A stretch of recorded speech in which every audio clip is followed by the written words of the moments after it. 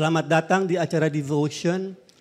Kita sudah lama tidak ketemu karena memang sekolah kita berlibur selama beberapa bulan. Jadi ini acara pertama, semestinya ada acara 2 minggu atau minggu lalu atau 2 minggu lalu, saya lupa. Tapi dibatalkan oleh karena keadaan tidak memungkinkan. Jadi ini merupakan acara pertama kita kembali berjumpa di acara Devotion. Selamat datang bagi Bapak Ibu di sini dan yang di rumah menontonnya lewat YouTube. Hari ini kita akan membahas satu topik yang menurut saya adalah penting. Tapi seringkali kalau saya dengar orang berbicara tentang the rest of God, kesannya masih ada banyak orang yang belum memahami makna daripada apa yang dimaksud dengan the rest of God. Jadi saya ingin membahasnya mungkin di satu sesi ini, di beberapa sesi ke depan mulai dari hari ini. Ya, jadi ini sangat penting karena kita punya pengertian yang berbeda dan juga terjemahan yang berbeda di berbagai Alkitab. Jadi saya ingin membahasnya dan mudah-mudahan ini akan memberkati Bapak Ibu dan saya yakin sebenarnya akan memberkati Bapak Ibu. Ya, kita akan membahas mengenai the rest of God dengan apa yang saya gunakan kata dalam bahasa Indonesia adalah perhentian Tuhan. Bukan peristirahatan. Karena beberapa Alkitab menerjemahkannya sebagai peristirahatan. Tapi menurut saya yang lebih tepat adalah perhentian. Nanti Bapak Ibu akan jelas memahaminya. Ya. Dan kalau kita bicara mengenai rest, seringkali apa yang muncul di dalam benak kita adalah kita beristirahat, kita bersantai, ada ketenangan, ada ketentraman, I'm resting. Ya, itu sebenarnya bagus dan kita perlu melakukan itu dari waktu ke waktu untuk resting dari kesibukan kita. Kalau kita capek, ya, kalau kita letih, kita perlu rest. Ya. Dan sebenarnya kalau kita nanti lihat di Alkitab, itu bukannya dimaksud dengan rest. Memang ada berbagai macam rest dalam hidup ini. Ada physical rest. Kalau saya bekerja secara fisik, kerja keras, saya capek, saya letih, saya akan beristirahat. Kalau saya bekerja menyelesaikan satu proyek karena yang begitu menyita waktu tenaga saya, mungkin saya akan mentally butuh rest secara mental. Jadi ada physical rest, ada mental rest. Tapi Alkitab bicara tentang the rest of God, itu bukan bicara tentang physical rest atau mental rest. Jadi seringkali kalau kita dengar orang berbicara, udah rest aja, rest in God. Maksudnya apa? Kalau kita hanya melemparkan satu istilah tanpa mengerti maknanya, nanti kita salah arah. Ya, dan kita nggak akan menikmati apa yang Tuhan ingin sampaikan kepada kita. Rest yang dibicarakan di Alkitab, kalau Anda mau tahu artinya, hanya ditemukan di 2 pasal. Ibrani 3 dan Ibrani 4. Kita nggak akan baca Ibrani 3, kita akan baca Ibrani 4. Dan di situ rest yang dimaksud adalah divine rest. Perhentian Tuhan atau perhentian ilahi. Ini sangat penting untuk kita pahami. Kalau Anda dan saya memahami dengan benar, hidup kita akan berubah. Ya, karena ini akan membuat kita memiliki cara pandang yang berbeda. Karena selama ini kalau saya lihat setiap kali kita bicara rest, entah itu bicara tempat peristirahatan atau hari peristirahatan. The day of rest, a place of rest. Alkitab di Ibrani 4 tidak bicara tentang tempat, tidak bicara tentang hari. Memang menggunakan istilah-istilah itu, tapi ada makna besar di balik itu yang kita perlu pahami. Ya. Nah, kadang-kadang ada beberapa Alkitab yang menerjemahkannya kurang akurat. Nah, jadi Anda perlu menyikapinya dengan benar. Saya berharap setelah ini nanti kita dapat memiliki cara pandang yang berbeda tentang the rest of God. Kita buka Ibrani 4, kita akan baca Ibrani 4 ayat 1 sampai dengan 11. Ini akan menjadi pokok pasal kita. Jadi kita akan membacanya. Ibrani 4 ayat 1 sampai dengan 11 kita baca dari TB, tapi ada juga King James-nya, jadi biar kita bisa melihat terjemahannya juga. Sebab itu baiklah kita waspada, supaya jangan ada seorang di antara kamu yang dianggap ketinggalan atau you miss out, Anda nggak dapetin. Sekalipun janji akan masuk ke dalam perhentiannya masih berlaku. Penawaran itu masih berlaku, masih ada, Alkitab katakan hati-hati. Jangan sampai kamu kelewatan. Nah, ini udah warning bagi orang Kristen. Ayat 2. Dia kasih contoh mengenai bangsa Israel. Karena kepada kita diberitakan juga kabar baik itu, kabar kesukaan, sama seperti kepada mereka bangsa Yahudi. Tetapi firman pemberitaan itu tidak berguna bagi mereka, tidak bermanfaat, karena tidak bertumbuh bersama-sama oleh iman dengan mereka yang mendengarnya. Ini bunyi ayatnya agak sedikit agak sedikit rumit untuk dimengerti. Intinya dibilang mereka nggak menikmati pesan itu karena mereka nggak percaya. Apapun yang Anda dengar, kalau Anda mau menikmatinya, Anda harus percaya. Mix it with faith, kata bahasa King James. You have to mix it with faith. Anda harus mencampurkannya dengan iman. Artinya Anda mau percaya. Ya. Nah, ayat 3 dikatakan, sebab kita yang percaya atau beriman akan masuk ke tempat perhentian itu. Kata tempat ini menurut saya kurang tepat. Kita akan masuk ke perhentian itu seperti yang ia katakan, sehingga aku bersumpah dalam murkaku mereka akan masuk ke tempat perhentianku sekalipun pekerjaannya sudah selesai sejak dunia dijadikan. Pekerjaan apa? Pekerjaan siapa? Nah, kita akan bahas nanti. Tapi ini perhentian dikaitkan dengan berhenti bekerja. Berhenti bekerja siapa? Saya. Bukan, yang berhenti bekerja Tuhan. Paham ya? Nah, sudah selesai sejak dunia dijadikan, ayat 4. Sebab tentang hari ke-7 pernah dikatakan dalam satu nas, dan Allah berjanji pada hari ke-7 dan Allah berhenti pada hari ke-7 dari segala pekerjaannya. Itu yang disebut dengan Sabat rest, hari Sabat. Tuhan Allah berhenti dari segala pekerjaannya. Ayat 5. Dan dalam nas itu kita baca mereka takkan masuk ke perhentianku. Lalu ayat 6. Jadi sudah jelas bahwa ada sejumlah orang akan masuk ke perhentian itu, sedangkan mereka yang kepadanya lebih dahulu diberitakan kabar baik itu tidak masuk karena ketidaktaatan mereka. Ketidaktaatan bahasa Indonesianya, ketidakpercayaan bahasa King James-nya. Ada persamaan antara ketidakpercayaan dan ketidaktaatan. Tidak percaya akan menuntun kita kepada ketidaktaatan. Ketidaktaatan adalah practical unbelief. Ketidakpercayaan secara praktis. Ya. Tidak taat, orang yang tidak taat dimulai dengan orang tidak percaya. Ini saya akan jelaskan mungkin di lain kesempatan karena ada banyak harus jelaskan pada hari ini. Ya, jadi mereka tidak masuk karena ketidaktaatan mereka. Ayat 7. Sebab itu ia menetapkan pula satu hari, yaitu hari ini, today, ketika ia setelah sekian lama berfirman dengan perantaran Daud seperti dikatakan di atas, pada hari ini jika kamu mendengar suaranya janganlah kamu keraskan hatimu. Ini merupakan kutipan dari kitab Mazmur 95, lalu ke ayat 8. Sebab andai kata Yosua telah membawa mereka masuk ke tempat perhentian itu, pasti Allah tidak akan berkata kemudian ada lagi satu hari lain, satu hari perhentian. Jadi intinya perhentian yang di kitab Ibrani ini bukan bicara mengenai tempat, ini dikatakan di sini, dan juga bukan bicara mengenai hari. Maka itu saya tidak menggunakan tempat perhentian atau hari perhentian, tapi perhentian Tuhan, the rest of God. Ya. Nah, lalu ayat 9. Jadi masih tersedia satu hari perhentian, satu lagi bukan hari.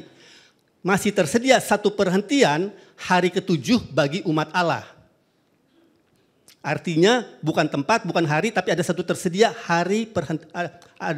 perhentian bagi orang percaya, umat Allah. Ayat 10.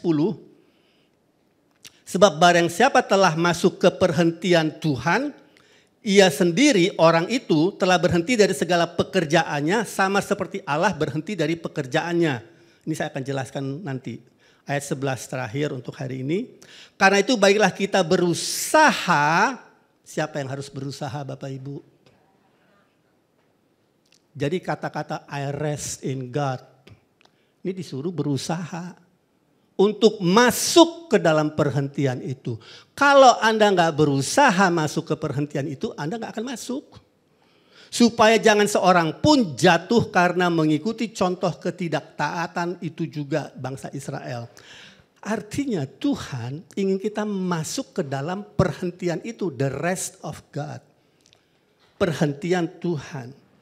Nah, kita harus mengerti apa yang Tuhan ingin sampaikan lewat nas ini, bahwa sesungguhnya ada satu perhentian yang Dia ingin kita alami, kita masuki dalam hidup kita.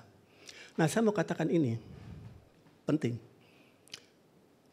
The rest of God, perhentian Tuhan, bukan bicara tentang tempat, bukan bicara tentang hari, tetapi bicara tentang bentuk baru hubungan kita dengan Tuhan.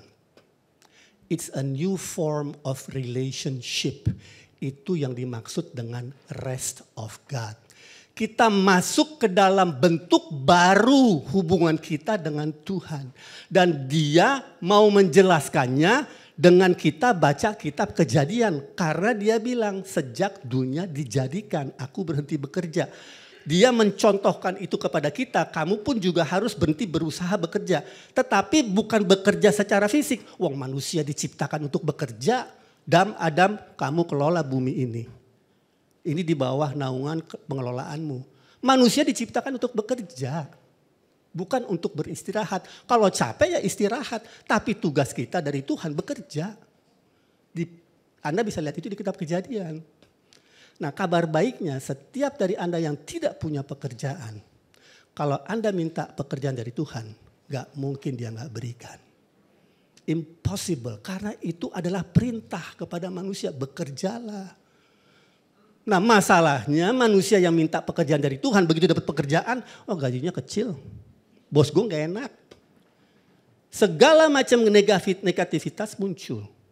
Padahal Alkitab katakan masuklah gerbangnya dengan ucapan syukur, masuk pelatarannya dengan pujian. Bahwa memang suasananya belum baik, that's okay. Tapi at least you start with thanksgiving and praise. Bentuk hubungan yang baru dengan Tuhan yang tidak ditentukan oleh kondisi dan situasi. Nah, Tuhan ingin kita masuk ke dalam kitab Perjanjian untuk melihat seperti apa sih perhentian itu, biar kita memahaminya, sehingga kita mengapresiasinya, dan kita bisa masuk ke dalamnya. Dan menikmati apa yang Dia sediakan lewat bentuk baru dari hubungan itu dengan kita. Ya. Kalau kita baca, coba kita baca kitab Kejadian 2. Kitab Kejadian 2 ayat 1 sampai dengan 3 dikatakan begini. Demikianlah diselesaikan langit dan bumi dan segala isinya. Ketika Allah pada hari ke-7 telah menyelesaikan pekerjaan yang dibuatnya itu, berhentilah Ia pada hari ke-7 dari segala pekerjaan yang telah dibuatnya itu. Lalu Allah memberkati hari ke-7 itu dan menguruskannya. Karena pada hari itulah Ia berhenti dari segala pekerjaan penciptaan yang telah dibuatnya itu. Dia berhenti bekerja pada hari ke-7. Anda harus mengerti, Tuhan kalau berhenti bekerja, Dia berhenti bukan karena Dia capek. Dia bukan manusia. Coba baca Yesaya 40 ayat 28. Kita akan lompat beberapa ayat dengan cepat biar kita tahu apa yang Alkitab katakan tentang apa yang saya mau sampaikan. Tidakkah kau tahu dan tidakkah kau dengar, Tuhan ialah Allah kekal yang menciptakan bumi dari ujung ke ujung. Ia tidak menjadi lelah dan tidak menjadi lesu. Hari ke-7 pada saat Tuhan beristirahat, Sabat rest. Itu bukanlah hari di mana Tuhan istirahat karena capek atau lesu. Dan kalau Anda baca di kitab Mazmur, ada dikatakan penjaga Israel tidak pernah tertidur. Tuhan tuh bukan manusia. Jadi ada satu perlambangan di sini, satu tipologi, ada satu pengertian yang ada di dalam, tersimpan di dalamnya yang kita perlu tarik keluar. Karena perhentian itu maknanya sangat luar biasa bagi kita kalau kita memahaminya. Ya, jadi kenapa Tuhan Allah beristirahat? Dia bukan beristirahat, dia berhenti dari bekerja. Nah, kenapa Tuhan bekerja? Kenapa ada rest of God? Dia berhenti bekerja karena pekerjaan penciptaan sudah selesai. Gak ada lagi yang perlu dilakukan oleh Tuhan pada hari ketujuh. It is done, it is finished, it is complete, and it is perfect. Ibaratnya seperti ini. Andrew menggunakan istilah ibaratnya seorang pelukis yang sedang melukis dan setelah dia melihat lukisannya sudah selesai, sudah sesuai dengan apa yang ada di benaknya, dia berhenti. Bukan ada dia capek, udah selesai. Kalau dia tambahin lagi, dia bisa merusak apa yang dia sudah ciptakan sebagai sempurna. Tuhan kalau sampai harus menciptakan satu planet lagi, dia gak akan kecapean. Dia gak akan letih dan lesu. It's an easy thing. Masalah yang mudah. Jadi ini bukan masalah capek dan letih, tapi ini masalah tentang sudah selesai. It is done. Dia telah menciptakan apa yang perlu diciptakan. Dan pada saat dia telah menciptakan semuanya, dia baru menciptakan Adam dan Hawa. Itu memberikan gambaran kepada saya. Bagaimana kalau sepasang orang tua menantikan kelahiran anaknya yang pertama ke dunia ini. Dia mempersiapkan segala sesuatu di kamar tidurnya dan sudah merencanakan hal-hal yang indah bagi anak yang akan lahir itu. Dia persiapkan semuanya setelah selesai anaknya lahir. Apa yang dibutuhkan anaknya sudah tersedia. Jadi sebenarnya kalau kita perhatikan Bapak Ibu, Tuhan tuh sudah mengantisipasi apa yang menjadi kebutuhan Adam dan Hawa. Bahkan apa yang menjadi kebutuhan dunia ini. Pada waktu dia berhenti bekerja di hari ke-6, everything is done, finished, perfect. Bukan untuk hari itu saja. Bukan hanya untuk tahun itu saja, bukan untuk abad itu saja, tetapi in eternity, di dalam kekekalan, it is done. Selesai. Nah, Anda harus melihat ini, saya akan bawa ayat-ayat, biar Anda bisa memahaminya, bahwa waktu dia menciptakan semua ini, dia bukan hanya menciptakan secara fisik, tapi dia menciptakan sistem. Reproductive system. Dia menciptakan bumi, alam bumi isinya dan semua isinya ini bahkan manusia untuk bisa hidup berkelangsungan dan berkelanjutan. Tanpa Tuhan harus menciptakan apa-apa lagi. Hebat gak itu? Kalau saya renungkan ini ayat ini luar biasa. Coba kita buka ayatnya Kejadian 1 ayat 29 sampai 30. Jadi segala sesuatu yang diciptakan itu ada benih di dalamnya. Berfirmanlah Allah, lihatlah aku memberikan kepadamu segala tumbuh-tumbuhan yang berbiji. Atau dalam bahasa Inggrisnya mengandung benih, seed. Untuk apa ada seed? Biar dia bisa bereproduksi. Jadi sekali Tuhan menciptakan semua ini tumbuh-tumbuhan ada benih, ada seed di dalamnya. Dia bisa langsung memreproduksi dirinya. Dan segala pohon-pohonan yang buahnya berbiji, itulah akan menjadi makananmu. Ayat 30. Tetapi kepada segala binatang di bumi dan segala burung di udara dan segala yang merayap di bumi yang bernyawa, kuberikan segala tumbuh-tumbuhan menjadi hijau menjadi makanannya. Tapi kalau Anda baca dalam bahasa Inggrisnya, Anda di situ dilihat every beast of the earth, binatang di bumi, every fowl of the air, segala burung di udara, dan segala yang merayap di bumi, wherein there is life, di mana di dalamnya ada kehidupan, Artinya dia akan terus bereproduksi.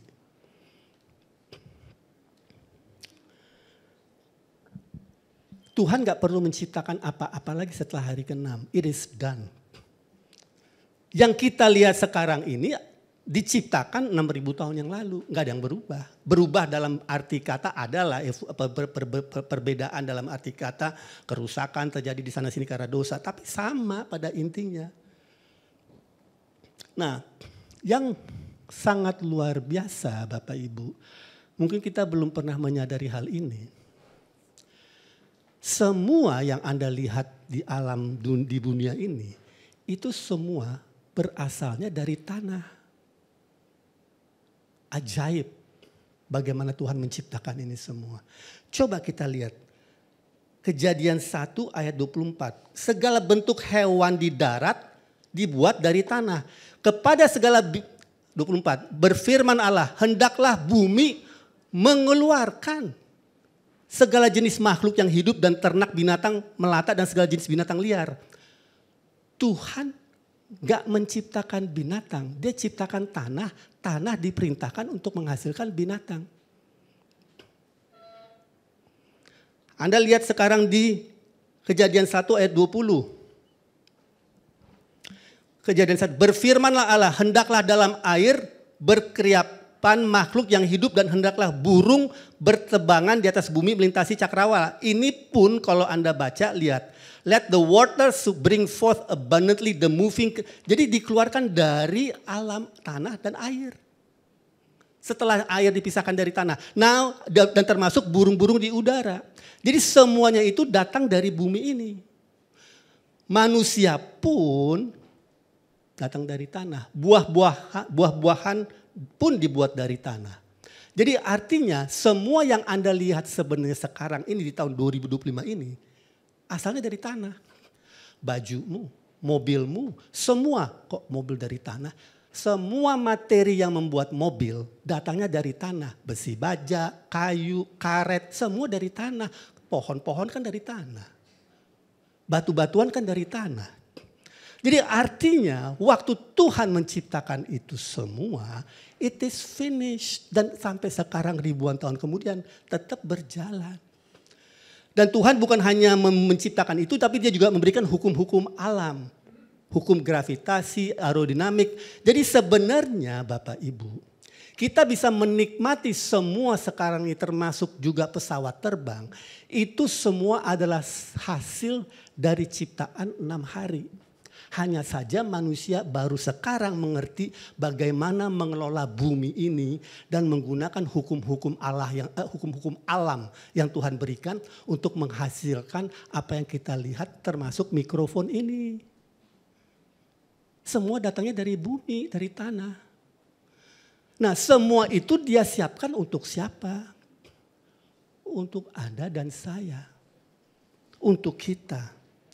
Jadi sekarang ini semua sudah tersedia, tergantung kita sekarang bagaimana memanfaatkannya dan menggunakannya. Jadi setelah selesai itu semua diciptakan Tuhan, dia masuk ke perhentiannya. Selesai sudah. Adam, kamu kelola.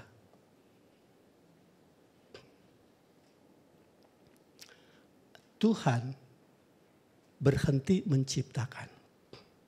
Pada hari ke-6 dia selesai. Satu-satunya penciptaan yang dia lakukan setelah hari ke-6. Anda tahu apa? Dia menciptakan manusia baru. Siapa yang ada di dalam Kristus, dia adalah ciptaan yang baru. Yang lama sudah berlalu, yang baru sudah datang. Dan semuanya dari Allah. That's the only creation after original creation. Satu-satunya penciptaan setelah penciptaan awal adalah penciptaan manusia baru di dalam Kristus. Sejak itu gak ada penciptaan lain lagi. Semua sudah selesai di 6 hari. Nah sekarang pertanyaannya, Kalau Tuhan sudah selesai menciptakan semua 6 hari, kenapa dia menguduskan hari ke-7 hari Sabat dan dia melarang kita bekerja? Benar nggak? Pertanyaannya kan begitu. Kalau ini bukan tentang hari Sabat, hari berhenti bekerja, ini bukan tempat. Kenapa dia suruh kita berhenti bekerja di hari ke-7? Kita harus menguduskannya. Saya akan kasih beberapa penjelasan. Pertama, nah ini mungkin beberapa akan mengagetkan Anda. Keluaran 31 ayat 16 sampai dengan 17. Maka haruslah orang Israel memelihara hari Sabat dengan merayakan Sabat turun-temurun menjadi perjanjian kekal. Yang disebut hari Sabat yang harus dikuduskan, dihormati, dirayakan adalah bangsa Israel. Bukan kita. Anda bangsa Israel? Ini ayatnya. Orang Israel yang memelihara hari Sabat, bukan orang Indonesia. Jadi sebenarnya kita ini sudah sedikit menyimpang dari apa yang Alkitab ajarkan, melakukan hal-hal yang Alkitab tidak pernah ajarkan, dan kita mengira kita menyenangkan Tuhan. Itu pertama. Sesungguhnya, Bapak Ibu, kalau kita lihat di Kolose 2 ayat 16 dan 17, Kolose 2 ayat 16 sampai dengan 17 dikatakan, karena itu janganlah kamu biarkan orang menghukum kamu, menuduh kamu mengenai makanan, minuman, atau mengenai hari raya, bulan baru, ataupun hari Sabat. Wow. Jadi kalau Anda nggak merayakan hari Sabat, jangan biarkan orang, siapapun itu, menuduh kamu. Ini kata Kolose 2 ini di perjanjian baru Bapak Ibu, bukan perjanjian lama. Kenapa? Karena hari Sabat pertama adalah untuk orang Israel. Kedua, yang namanya Sabat itu bukan hari kudus, semua hari itu kudus. Tuhan tuh menciptakan semua hari itu baik, semua tanggal itu baik, bahkan tanggal 4 dan 13 sekalipun tanggal baik. Lantai 1, 2, 3, 4 sampai 13 pun lantai baik. Nggak ada yang buruk di dunia ini. Hanya manusia saja yang mengada-ngadakannya.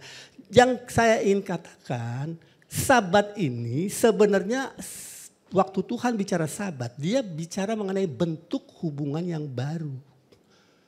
Tapi dia menggunakan perlambangan tipologi dari Sabat ini untuk mengajar kita sesuatu.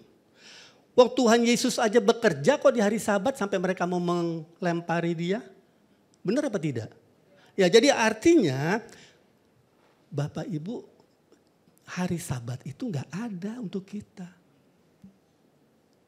Kalau gitu kita nggak usah ke gereja. Ya ke gereja pun nggak ada masalah. Tapi Alkitab katakan di Ibrani 10 ayat 25, kamu jangan menjauhi persekutuan, perkumpulan dengan orang-orang Kristen. Bukan untuk menyenangkan Tuhan, untuk menjaga satu dengan lain. Karena kita ini belum sampai tujuan. Kita perlu saling bersekutu, menguatkan, mendoakan, mengingatkan. Janganlah menjauhkan diri dari pertemuan-pertemuan ibadah kita. Bukan untuk menyenangkan Tuhan. Kita terlalu agamawi dalam menyikapi kekristenan. Dulu saya sangat agamawi. Kalau satu hari Minggu saja gak ke gereja, saya merasa tertuduh sampai 1 minggu sampai minggu berikutnya. Kalau bisa 2 minggu berikutnya saya ibadah 2 kali.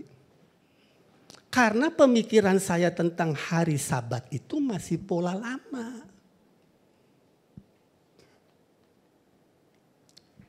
Paham ya? Nah jadi kita ini Tuhan ingin kita masuk ke dalam perhentian itu.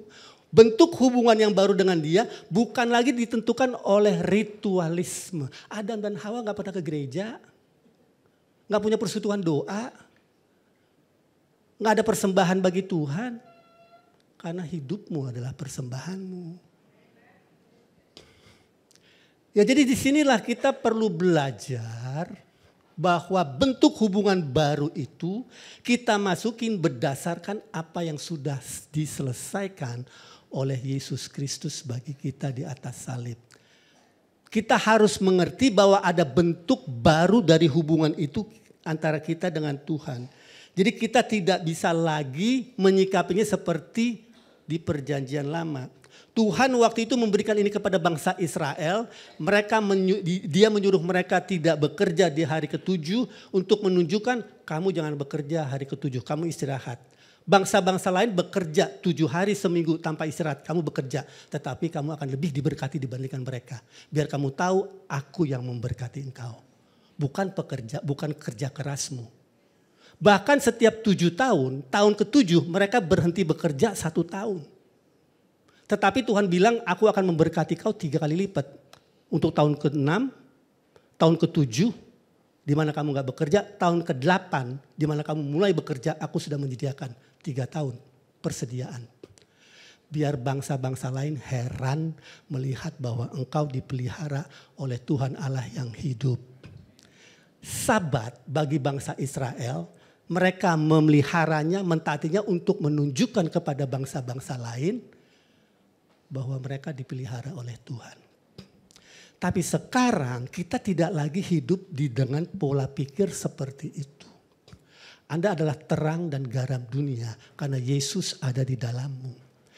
Siapa ada dalam Kristus ada ciptaan yang baru. Yesus Kristus telah bersatu dengan diri Anda. Segala kuasanya sekarang ada di dalam dirimu. Anda tidak perlu lagi memelihara adat istiadat ritualisme agama yang dulu. Tapi adalah perwakilan Kristus di muka bumi ini. Hiduplah sebagai terang dan garam. Jangan lagi berada di dalam perbudakan daripada legalisme dan ritualisme keagamaan. Tuhan ingin kita merdeka dari pola yang lama dan hidup dengan pola yang baru. Coba kita lihat di kitab Ibrani 10. Dari ayat 19 coba kita baca. Jadi saudara-saudara oleh darah Yesus kita sekarang penuh keberanian dapat masuk ke dalam tempat kudus. 20 kita baca terus. Karena ia telah membuka jalan yang baru. A new living way. Dan yang hidup. Jalan yang baru dan hidup bagi kita melalui tabir. Yaitu dirinya sendiri. Dan kita mempunyai seorang imam besar sebagai kepala rumah Allah. Ayat 22. Karena itu marilah kita menghadap Allah dengan hati yang tulus, ikhlas dan keyakinan iman yang teguh oleh karena hati kita telah dibersihkan dari hati nurani yang jahat dan tubuh kita telah dibasuh dengan air yang murni. Dan terakhir 23, marilah kita teguh berpegang pada pengakuan tentang pengharapan kita sebab ia yang menjanjikannya setia. Tidak ada lagi penghalang antara kita dengan Tuhan Allah bahkan dosa-dosamu sekalipun. Anda harus belajar masuk ke dalam perhentian itu karena Yesus telah menyelesaikannya. Maka itu di kitab Ibrani 4 ayat berapa? 16 kalau nggak salah ya. Atau 14 coba dibukakan.